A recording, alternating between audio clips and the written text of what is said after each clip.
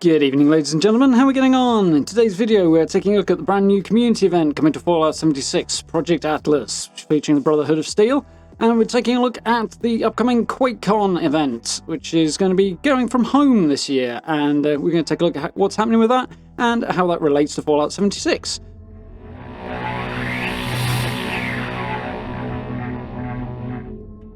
Okay then, so we have a brand new Inside the Vault blog post from Bethesda today with some very cool information in it. Very much looking forward to this. Got some good stuff coming up over the next few weeks. So, great look here at what the Atlas Observatory will be becoming, which is really cool to see. Looks like to me the equivalent to Foundation or Crater, but for the Brotherhood of Steel when they arrive in the autumn, probably in September.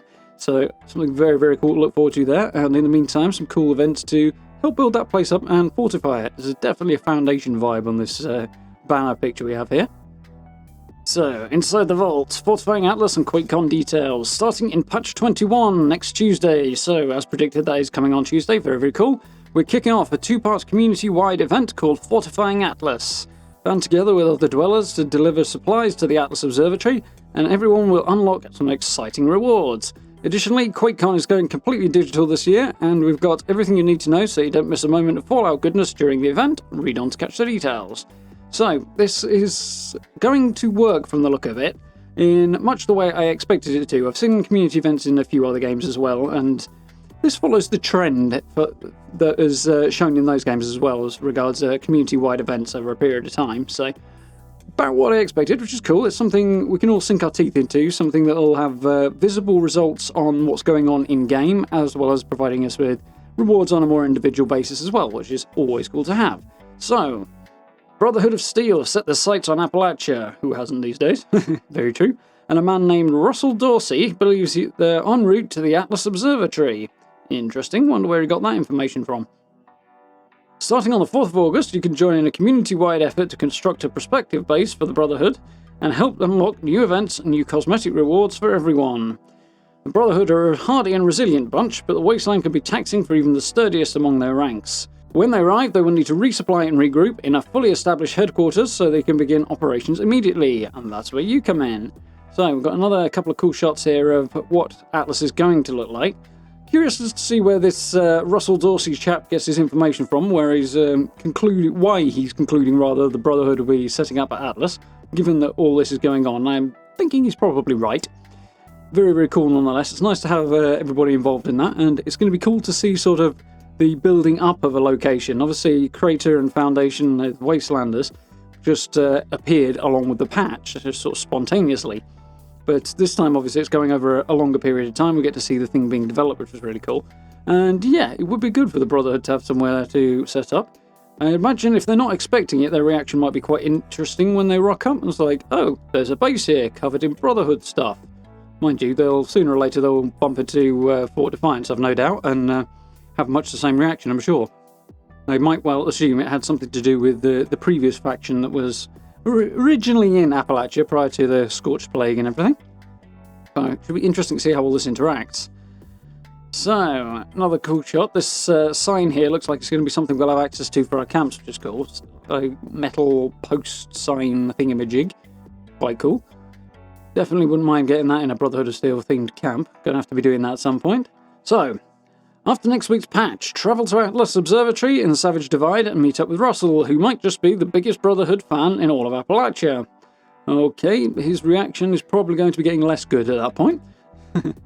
So, he's heading up the supply gathering and construction efforts to herald their return. Over the next few weeks, he will ask everyone to share in delivering an abundance of raw materials to aid in fortifying Atlas. If the community is able to deliver enough scrap of each type in time, all players will earn in-game rewards, including new Brotherhood of Steel themed cosmetics, a Purveyor super sale, a double score daily event, and more. Additionally, every time you contribute materials, you will receive Atlas Donors provisions, which you can open from your inventory to receive goodies and a chance at rare plans. Cool, so we're getting some new plans, hopefully there'll be new plans. I'd imagine there'll be some existing ones as well, but that's cool. So turn up with your scrap, donate it, and you'll get some stuff in return in the short term. Plus, if the community does well, we'll get a few rewards as well, on top of all that stuff, which is very cool. And then, of course, it all leads nicely into the first set of quest lines that are coming in September, with the autumn update. It will be the opening of the Brotherhood of Steel's arrival, and then the big main story, which will be happening in the winter, which is cool. All this stuff was on their roadmap a little while back. Previous events that have had a chance at plans and stuff like that have been a bit hit and miss, so I hope Bethesda will get the balance right on this. Hopefully the regularity of the drops will be... I mean, obviously the rarer plans should be less regular, but hopefully they'll be a bit more achievable than they have been on certain events in the past. I'm thinking the Treasure Hunter thing and some of the stuff at Christmas as well. So fingers crossed Bethesda have been taking on the feedback there, and it will be a little bit more doable, but nonetheless, it's a thing. So, Fortifying Atlas will take place in 2 parts. Project Alpha, starting on August 4th, and Project Bravo, which starts on August 27th. Each project will have its own supply requirements, collection dates, and rewards. Collection periods for each objective will begin and end at 10 AM Central Time on the dates listed below. That's an interesting change. So, that's, what? 4 PM UK time, which is a change. Normally they do things Eastern time, so why they've shifted to Central I don't know, but possibly to line everything up with what's happening further down. Obviously, QuakeCon usually takes place in Texas, I believe. I think it's Dallas, but I'm not 100% sure. Either way, that is on Central Time, so it means everything in this article lines up if it's all on Central Time, or based off of it. So that kind of makes sense. I think that's what they're going for here, but yeah, it basically seems to be about the same time as usual. Maybe an hour earlier than usual. So, all very cool. So, times and dates, and the objectives. From the 4th to the 8th, so 4 days there, we have to deliver 125... Oh, crap. 125 million units of steel. That is a ton of steel in not a lot of time. We're going to have to be busy on this, I think. That is a big number. Mind you, player counts have been going up lately, from what I understand, so it might be more achievable than it was in the past, but yeah, that's not exactly making life easy. A lot of grinding out for materials. I guess I'm going to have to stop sticking stuff in my player vending and flogging it. But if we pull it off, we will get a Brotherhood of Steel beret, which I'm guessing is this one here. Looks reasonably cool. It's in keeping with everything else. I'm down for that. Not an outstanding reward, but it's fine. So, from the 8th to the 11th, we have to go even bigger and deliver 150 million concrete. Holy crap, those are big numbers. And in return for that, the community will unlock the Brotherhood of Steel camp banner, which is presumably this thingamajig here, which looks quite cool. Again, it's wedged in a tyre, which is a bit unfortunate. Those tyres tend to be quite big, so they're a bit awkward to place in camp sometimes. Same with flagpoles. Either way, it's a cool thing to have. Nice to have some Brotherhood of Steel stuff for your camp. Definitely most welcome. So, from the 11th to the 15th, it is 200 million cork. Crikey, that's even harder. That stuff's not easy to come by. So, if we pull that off, we will be getting a double daily score challenge running from the 20th to the 24th of August. So, it'll be much like it was last weekend. It'll be double score points for your daily challenges. 15th to the 18th of August, the last part of the first project, is 150 million plastic. Fortunately, I've got a good run in mind for that. But that will give us a bonus challenges week, which will just open up a few more daily challenges that we can do over each day over the course of the week. Again, giving us more bites at the apple when it comes to the legendary run, which is cool. So, Project Bravo will be coming, funnily enough, after Project Alpha. We'll be starting on August the 27th, and the first target, running through till the 31st, is to deliver 150 million wood, in which case we get the Steel Dawn army fatigues, which I'm guessing are these, and looks quite cool. And the trousers don't match, which is interesting. So all the other army type fatigues we've had in the past, the trousers are the same as the top, including some of the Brotherhood of Steel stuff, actually. So having something that's a bit different is quite cool. And it's also different from what we saw in Fallout 4 as well, which is cool.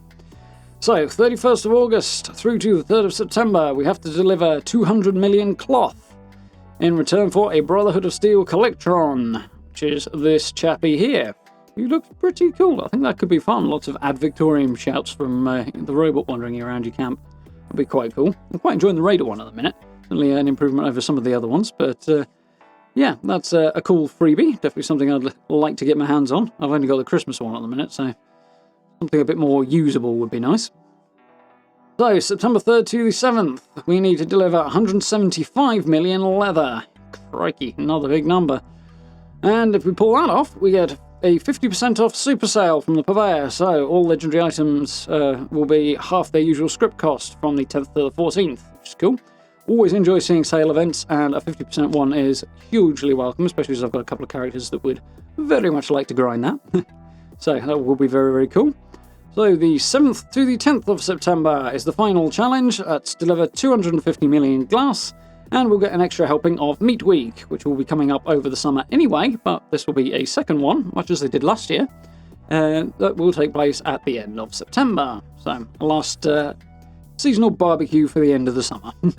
All in all, very, very cool. A nice Project Bravo should overlap into the beginning of the autumn set of updates, which is when the Brotherhood should start making their appearance in Appalachia, which is very, very cool. September 10th is also when, around and about the time, the Legendary Run ends, I believe. Possibly the week before it ends. So maybe a week or two after that is when we'll see the Brotherhood making their arrival, which is quite cool.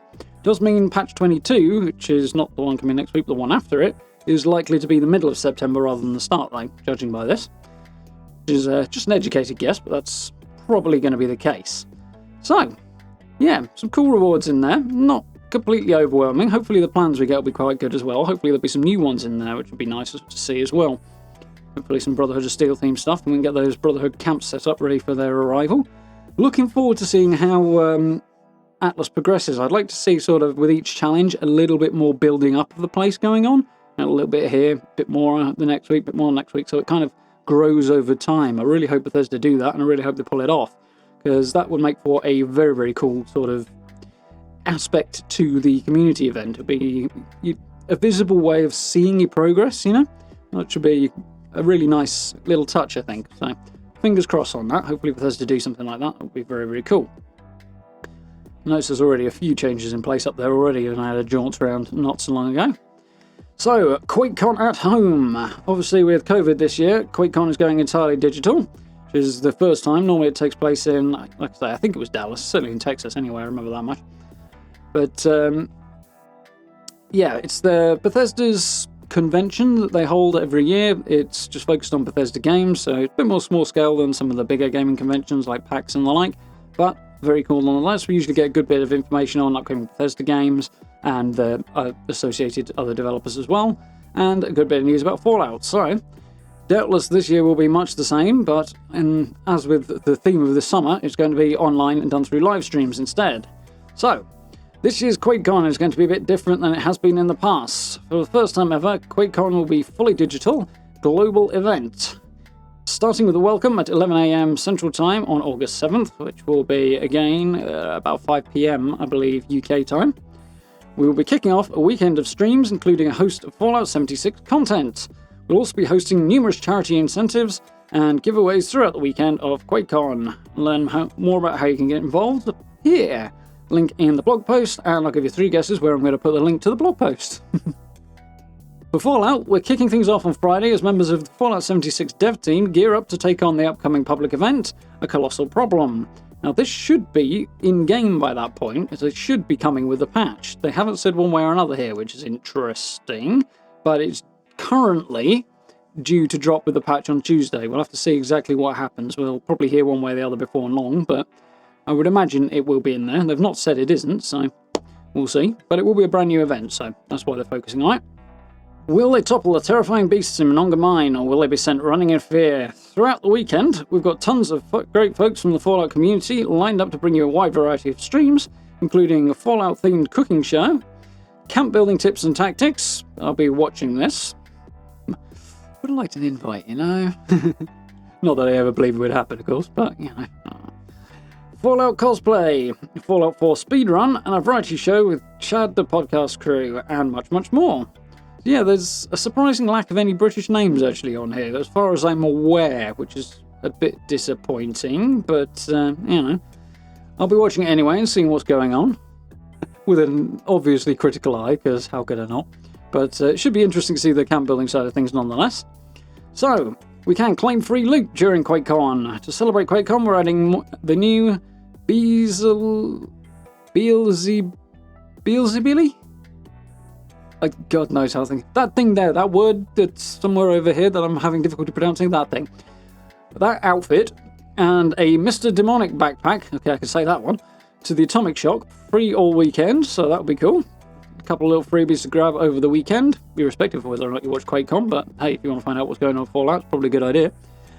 Heading game to claim yours starting 11 AM Central Time, Thursday, August the 6th. So, Thursday, August 6th, that is 5 PM UK time, before they leave the shop on the 10th. So, you'll be picking them up via the Atomic Shop as per. They do everything that way anyway. So, join the fun live. You can tune in to twitch.tv/Bethesda, which is Bethesda's Twitch channel, starting 11 AM Central Time on Friday, 7th of August, to catch all of our QuakeCon at home content. So, that will be 5 PM UK time once again. You can also check out the full 3-day schedule here, linked to the blog post down below. And you can also find that via Bethesda.net, so it's probably the easiest way of finding that specifically. There's a massive post up about it, you can't miss it. And you'll be able to learn out all the Fallout specifics just here, and all the rest of the details, obviously, on the full blog post for QuakeCon. So, Fallout-related stuff. Day 1, which is Friday the 7th. 1 PM Central Time, A Colossal Problem, boss event with the Fallout 76 development and community team. So, the devs and community team playing Colossal Problem. At 11:15 PM Central Time, so we're getting into the evening here, at least in the UK. It's Fallout 76 camp competition and showcase with the Australia and New Zealand community team. So that'll be their morning, I would imagine, presumably Saturday morning for them, I'm guessing. Maybe Friday morning. Either way, some of the times get a bit funny here, and a lot of it's because it's spread out all over the world rather than in one place, so it's sort of practical local times to the people who are involved. So that's Australia, New Zealand, and 11:35 PM Central Time, the Australia Community Session with 2AR, Moonlit Charlie, and Captain Noob, who are a number of the Australian community around Fallout 76. So, streams focusing on that stuff as well. So, it'd be interesting to see what the community team are doing camp-wise as well. So, opportunity to do that on the Friday night. So, of course, for UK time, that's going to be about 5 in the morning, though, so things are roundabouts. Maybe I'll stay up for it, or get up early, we'll see what happens. Day 2, the Saturday, 1 AM Central Time, so this is running straight on off the back of this lot before. There will be a Fallout cooking show with the Australian New Zealand community team, who are big on this, apparently. 2 AM, there will be a Fallout cosplay interview with 5 Nova Creations. 5 Nova Creations? I don't know, I'm not familiar with this particular individual, but I'm guessing they are very much into the cosplay. So, if you are interested in Fallout cosplay, that's where that is. 10 AM Central Time on the Saturday, so starting to get into slightly more sensible times for the UK now. Creative camp building with Vault 101 main man guy. So, a few tutorials on a stream there from presumably a member of the community who I'm surprised I've never heard of. Considering I would imagine it's quite a big name, so I'll have to pursue this evening, I think. Find out who this chap is. Or lady, I have no idea. I'm going to go with chap, though. Seems likely. And at 2 PM Central Time on Saturday, Chad of Fallout 76 Story Podcast will be doing a show, which again, live stream format from QuakeCon at Home. And you can join that again on the Bethesda Twitch channel. At Day 3, Sunday, which is August 9th, 4 AM Central Time is a sightseeing around Fallout 76 with the community team. God knows what that'll actually involve. I'm guessing not camp, or it would say that, so it's probably some of their favourite locations in-game. Don't know. A bit of a strange thing, but okay. 5 AM Central Time, a Fallout 4 speedrun with its Jabbo. So that's, yeah, speedrunning has been an odd thing. It's got some interesting reactions from the development teams at Bethesda in the last few years. So a Fallout 4 speedrun will be interesting to see, probably kind of alarming. I've seen Fallout 3 ones before, they're kind of terrifying anyway. But, yeah, if you're into speedrunning, that's an opportunity to see that. And finally, at 7 AM Central Time on Sunday, the Fallout 76 free play with the community team. Got a mouthful to get through all of that. So, many cool things. Yeah, particularly excited for the community event. I'll be checking out the QuakeCon stuff. There's no panels listed, which is interesting. So, when any news announcements might come, I'm not sure. I'll have to dig a little deeper onto that, and I'll let you know what's happening. And of course, if there are any big news announcements coming out QuakeCon that relate to 76, or some people are speculating Starfield might pop up, but there's nothing to indicate it that I've seen so far. In fact, to be honest, I'd be surprised. I wouldn't expect to hear anything about Starfield till this time next year. But if that comes up, obviously, or anything big about Fallout, I will be covering it in a video. So, very cool details. Some more fun things to get sunk into and stick our teeth into, all that good stuff. over the next coming few weeks. It'll tide us over until the Brotherhood make their arrival and bring with them a whole load of new content in the autumn. So, busy for the next month and a half or so, which should be cool. It's something we need. I mean, as much as I'm enjoying doing the dailies and the Legendary Run, a bit more is welcome, something different to engage with, because, you do the challenges, you get the gist, and eventually you want to do something different. But yeah, happy to see that, and of course, eyes on QuakeCon as well. So, I'll wrap this one up here. I do hope you folks found that useful and informative. If you did, please do hit those likes and subs for me. It's very much appreciated. Social media links, merch store, and channel memberships, if you're interested in supporting the channel in that way, are all available via the description down below, and I do hope you'll keep an eye out for our live streams as well, which will probably be resuming tomorrow night with a little bit more Fallout. We're having a lot of fun with that, and of course we're playing a few other bits and pieces on the side in the run-up to Horizon Zero Dawn, which we'll be picking up a week on Friday, a week tomorrow. Very much looking forward to that, so good fun times to be had. Hope you'll join the fun. For now, thank you very much for watching, and I look forward to speaking to you all very soon.